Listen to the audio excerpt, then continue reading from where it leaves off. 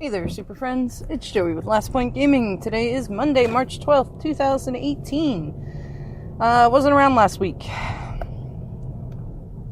for reasons, but I do, before I get into like my normal Monday routine here, I want to talk a little bit about some things I plan on changing. I think I'm going to drop down to recording 3 times a week, Monday, Wednesday, and Friday. And if that still seems excessive, I'll eventually maybe cut down to 2 days a week. Because the thing is, and I'm sure any of you who've been with me for a bit know, it was getting to the point, like, not last week, of course, because I didn't record last week, but the week before, all week, I talked about Masters 25 without really giving any specifics on Masters 25. Just reiterating the same points over and over again. I found that, like, when I run out of content, then I start kind of recycling content all week. And so you get, like, 1 or 2 casts with something decent to talk about, and the rest are just garbage. So instead of continuing to record garbage episodes, I'm just gonna cut back a little bit and hopefully get back to the point where I'm like, oh man, I have all this stuff I want to talk about, and now I got to fit it in this shortened time span between the 2 or 3 days I'm recording this week. And then if, something crops up that I feel like really needs a special spotlight, I'll deviate from the usual schedule to record something on that and probably feel less weird about it, since I'm not recording 5 days a week. And then that would be a special recording on top of that. So that's where I'm at. So this week we're going to try Monday, Wednesday, and Friday. See how that goes. And, as always, you can feel free to interact with me. Follow any of our links to our social media. And let me know your thoughts on it. If you want me to stick to 5 days a week, if you're like, no, it's fine that, you go on about absolute bullshit for half an hour, 2 to 3 days a week. Yeah, just let me know your opinion. But, you may also notice that there is a certain sound missing. I'm quitting smoking. I don't want to say trying to quit, because that implies that failure is an option. So I'm quitting. I'm working off of it. Last week I managed to drop from a pack a day to sometimes a little bit over to about half a pack a day. And still making good progress, but probably the easiest place I can cut out, like, mindless chain smoking is not smoking while driving.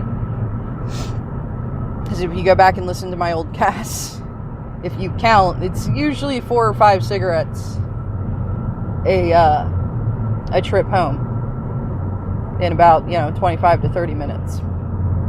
So yeah.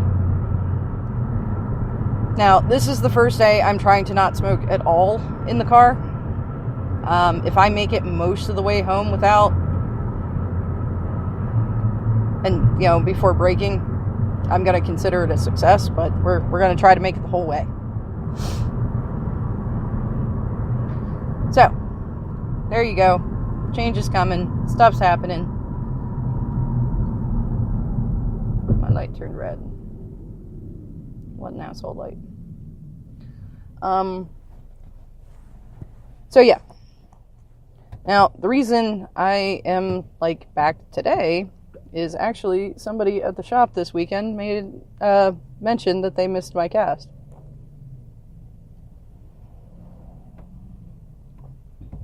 So, figured it was time to come back. Anyway, so Mondays are usually the weekend gaming report, so let's get in with that.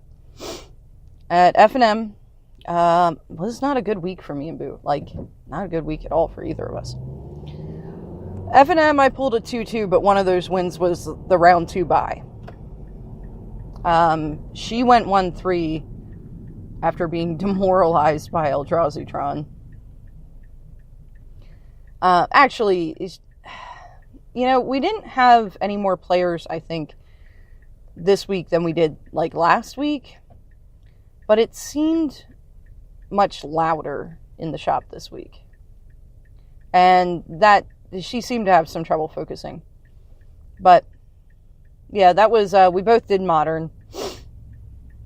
And both of us only had one legit against an opponent win. So, hopefully we'll recover a little bit next week. Standard Showdown also didn't go very well for either of us. We both went 1-3 there as well, and there my win was bye. And her win was her demolishing me 2-0. Now, at least in Standard, I can say our decks are not very good. Like, my deck especially is not very good. It's a fun deck. It's not a good deck. Her deck at one time was very good. And as time progresses, becomes less and less so. So, now, it's unfortunate. I came to realize we have 2 weeks of Standard Showdown left. Because I counted out how many Showdown packs we got left. And we have 2 weeks worth. So, Standard Showdown's going to end before the Challenger decks are out. That's dumb. But I am really excited about those coming out. And I really think, I have to look up when the store championship is. Because I don't know what weekend that is. Hopefully not the weekend after the showdown ends. Because that's the Easter of the spring, the weekend of the Easter holiday. I was going to go with springtime holiday. It's been a long day. This stupid time change. Why do we even still do daylight savings time?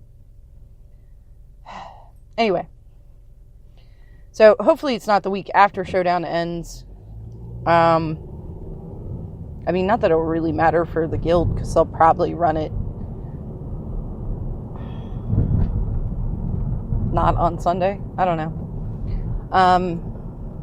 Oh, dude, come on.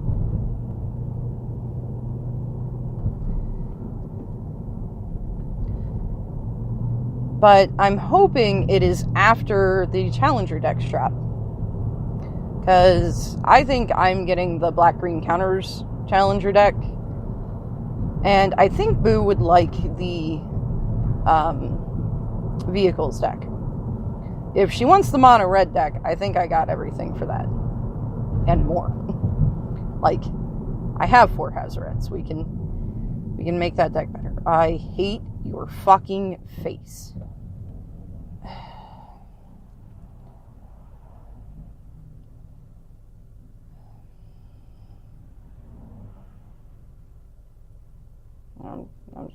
I'm just gonna wait for them to. There we go. Oh, God. They sat double parked beside a parking spot for 2 minutes, and I'm like, what are you doing? And then started parking. Whatever. Anyway. Yeah, so if she wants the red one, I can build her a better red deck. But, yeah, I think if they're out before the store championship, that's what I'm playing at the store championship. I just want to get a feel for it, see how it does. It really can't be any worse than this Pirates deck is doing. Which, by the way, I realized this weekend I'm only running a 13-card sideboard. Because I was playing against a player who moves a little bit slower. He really seems to be trying to master control, so good on him.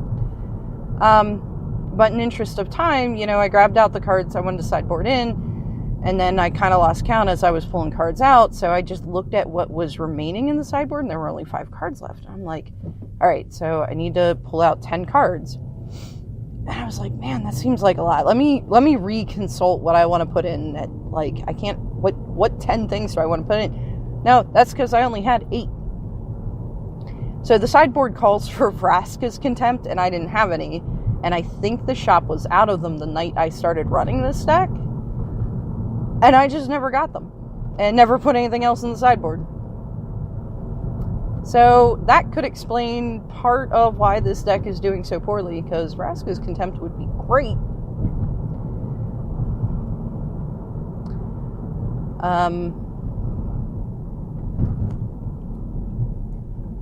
So, yeah.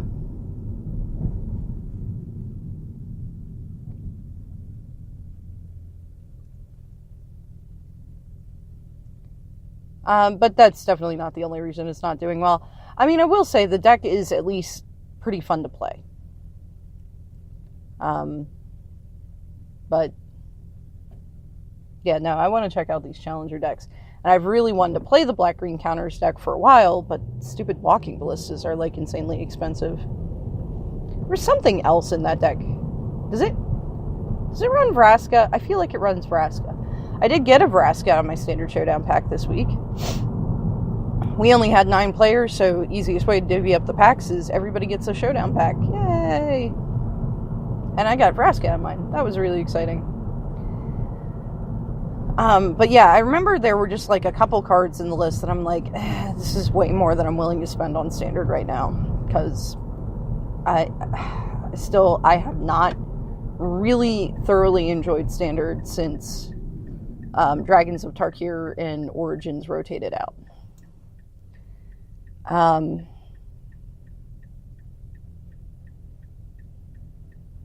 Might have even been before that. Because I think... Well, no, I did like Boss Humans. That was a neat deck. Wasn't as fun as Hardened Scales. Like, I mean, my enjoyment of the deck I was playing definitely was a notch down. But, I mean, that wasn't surprising. The kind of like, alright, I really, really love the Hardened Scales deck. And, I mean, that deck was super, super fun. That you can't replicate that kind of synergy every single format. And Humans had a really good synergy.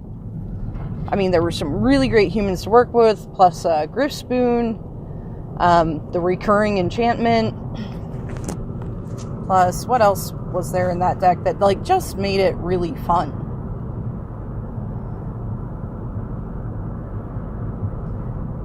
Got to play some Avacyn. I like Avacyn.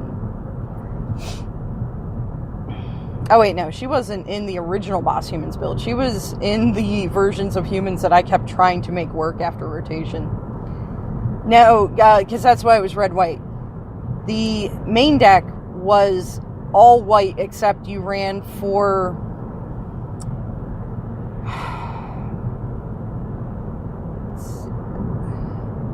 Is Sacred Foundry the Painland or the Shockland? You run for the red-white...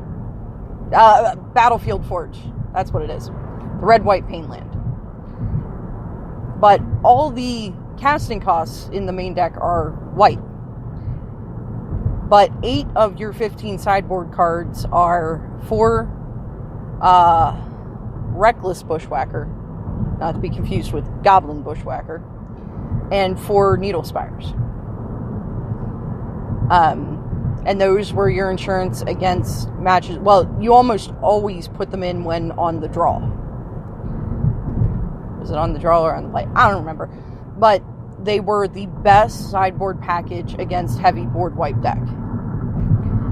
Because not only were the Needle Spires man lands, so, and all the board wipes for sorcery speed, don't activate them to block,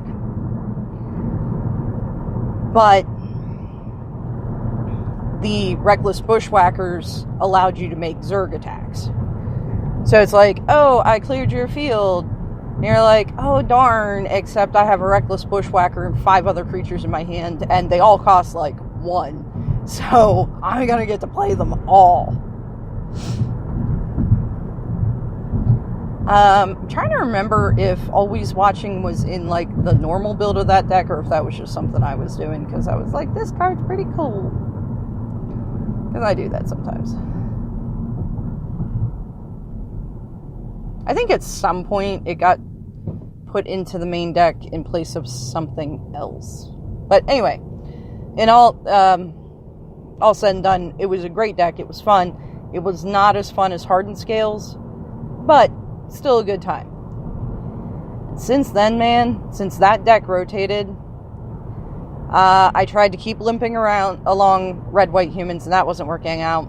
So I started trying to make green-white humans work, and I think green-white humans could have worked if I was willing to commit to a mid-range build, and I just wasn't, because that's not what I play. But you did get some fun stuff going on in there. Let's see here, what...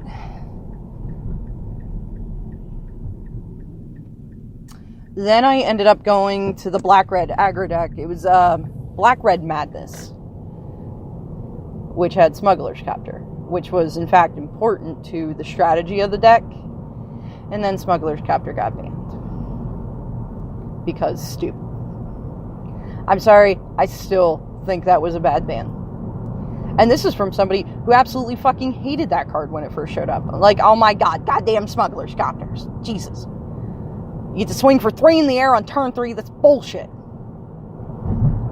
I mostly hated them because they were, expensive. They were like $20 a piece. Fuck that. I finally opened my playset of them, and I'm like, alright. Actually, I think I opened 3. I think I ended up having to buy 1. I was like, alright, that's fine. Fine, I'm going to check out this red-black aggro deck. Now, I might have borrowed one from somebody the first week. Because that's the thing, like, I hate spending a bunch of money, especially in Standard. Standard way more than Modern. Because the thing with Modern is if you drop $50 on a card, one, it's obviously a high demand card. So it's going to fit into probably more than just the one deck. Like, take Cavern of Souls. Fits into Elves, Merfolk, Humans. Now, are any of these Tier 1 decks? I think Humans is still holding on to Tier 1. I don't know, it may have been knocked out recently, but last I was paying attention, it seemed to be still holding on to Tier 1. Elves is more like Tier 1.5. Like, every once in a while, Ross Merriam runs that at an event and, makes it look all awesome again, but nobody else really seems to have much success with it. Merfolk are, I think, they were like squarely Tier 2, and then Ixalan happened, which had way more of an impact on the Modern format than it did the Standard format, and now all of a sudden you had green-blue Merfolk in Modern. So it may have upgraded to like Tier 1.5, since it got some new tricks and whatnot. So, no, not the most exciting decks in Modern. Oh, you know what? Eldrazi... Does Eldrazi Tron run Caverns? Or just ban Eldrazi? I don't know. There's another deck that does it. But anyway. Oh, and Spirits. Yeah, alright. So there's a handful of decks. None of them are like Grixis Shadow, or Lantern Control, or Gift Storm. Decks that as soon as you say the name of it, everybody knows what you're talking about. Or as soon as you say Modern format, they're decks that immediately come to mind from anybody who's been watching coverage lately. But they're still decent decks. That card's going to hold value. And in the instance of Cavern specifically, it really fits into my playstyle. So likely, even if I say eventually move off of Humans, I'll likely then move on to Elves. Or, I don't like Merfolk. Why I don't like Merfolk? You probably do. It's because it has blue in it. And, uses blue for what blue's supposed to do. I don't like it. Nope. But, Taryn from MTGO Traders was streaming a Vampire Tribal deck in Modern today. So, yeah, I like Tribal decks. I'm probably going to get use out of them, but all in all, they're probably not going to lose too much value. So, I bought them after they were reprinted in MM17. So, I don't know, if I'd paid like 60, 70 bucks a piece for them, maybe I'd be a little cheesed off right now. But yeah, investing in these cards in Modern is one thing, because they're likely going to hold some value. And if the card's expensive like that, it generally means that it's either used in like the top deck, or it's like Thoughtseize. Pretty much any deck that runs black runs Thoughtseize. Path to Exile. Almost every white deck runs Path to Exile. And, I mean, their prices, well, Thoughtseiz's price is definitely higher than Path, because Path's an uncommon, Thoughtseize is rare. But Thoughtseize was also more recently in Standard, because it was in Standard in the Theros block. But, you know, for an uncommon, Path's holding pretty good money. Same with Inquisition of Kozilek. So anyway, I'm much less reluctant to invest in $10, $20 cards for Modern than I am for Standard. Because the vast majority of them, once rotation hits, they're done. Now, if it's a card doing well in Standard and doing well in Modern, well, it's probably not $10 to $20. Unfortunately, that means the price tag is much further up there. But even then, I'm a little bit reluctant. I'd almost rather wait until rotation, because the price will tank for a short period as all the Standard players are trying to liquidate their stock and catch it while the bubble's high.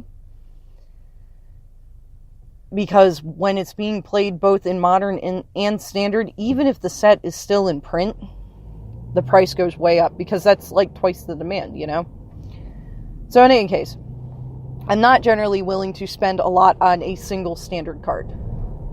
The Rami Red deck was definitely an exception, because I was, you know, going down to that tournament and spending a bunch of money to do it.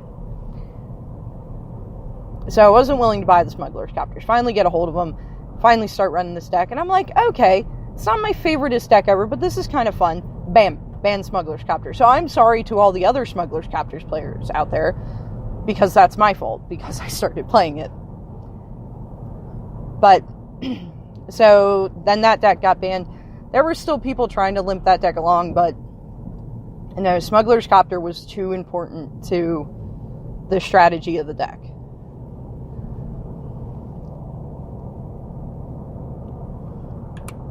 I mean, yeah, you still had Key to the City. I think you ran Bomat Couriers in that deck. And that may have been the one time that Bomat Courier wasn't the most obnoxious card in the deck. I like that they're a 1/1 haster.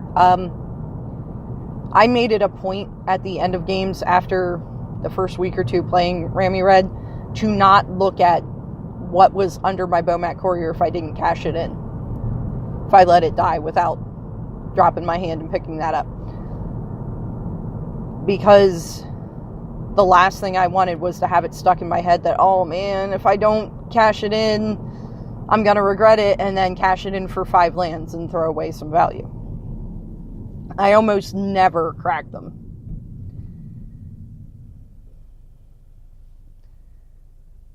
And, I mean, yeah, it is a nice way to refill your hand. And that's part of the advantage in the mid-range game. It's not even really an advantage. It's part of what made the deck kind of be able to limp along in a mid-range game outside of Ramunap Ruins is when it came down to it, being able to refuel when your hand was empty. The thing is you usually played Bomat Courier turn 1. Sometimes you'd play 2 more on turn 2, and you weren't interested in cashing those in for another 3-4 turns. So if they died, they died. So, in any case, without Smuggler's Copter, that Madness deck had a lot harder time. You still had Key to the City, but it didn't pull the weight the Copter did. So I was off that deck. I don't remember what I was playing. Like, I just kind of bumbled through bad deck after bad deck and eventually ended up on... I was doing red, white humans again for a while. Because it had regained some of its steam. Enough that it was doing alright when Amonkhet hit. Wait. No. Yeah, I definitely had Glorybound Initiate. I had Glorybound Initiate and Always Watching in the same. I guess, did Battle for Zendikar rotate? I don't know. The rotation schedule's been weird lately. In any case, I was making red, white humans work again. Well, then Boo started playing, so I ended up giving her that deck. And I built blue, white Monument. And that deck, that was fun. It was a grindy deck. It was definitely not an aggro deck. But it could be pretty aggressive. And it definitely was a lot of fun to play. I really enjoyed that deck despite the matches being more grindy and not my usual pace of turn it all sideways. And the real advantage that deck had is most of your creatures were flying. So you made chump blockers on the ground for days off the monument triggers. But then against most decks, you were pretty free to just attack in with all the flyers you were playing. You know, unless you ran across another deck with flyers. It's funny. Spell Queller was definitely one of the banes of the humans deck. That card was so goddamn obnoxious. I guess it's not really funny. Because then I started playing it. I was like, man, this card's great. The only problem I have with it, and a couple times this came into question, is you do got to be a little bit careful what you use it on. Because the spell only temporarily goes away. So, in some cases, if you grab the wrong kind of spell, it ends up being a liability that if they can kill it at the right moment, they can really screw you over. But all in all, no, it was definitely a fun card to play with. I did thoroughly enjoy the blue-white Monument deck. Not as much as Boss Humans. But out of everything I had played since Boss Humans rotated, aside from the short stint that I got to play that Red-Black Madness deck, it's the only deck that I really liked. Because even the new Red-White Humans, it just wasn't the same. Now, Boo had a real good time playing it, and I'm glad she did. But, yeah, I played it for a few weeks because it's what I had together, but I had Village Messenger in that deck. People told me how stupid that card was, and then guess what? It was in Rami Red before rotation. Yeah, card's so dumb. No, it is. It's a bad card. But, in any case, I don't know, my enjoyment of Standard has really tanked, mostly since Kaladesh showed up. I think it's more that than the rotation. Because Dragons of Tarkir, I recall, and I mean, maybe this is just the haze of memory, I recall it being a somewhat underwhelming set compared to the rest of the Khans block. It was like, well, this is definitely the Dark Ascension of this block. This is the least impactful set. Origins was definitely neat, but not like a super duper powerhouse.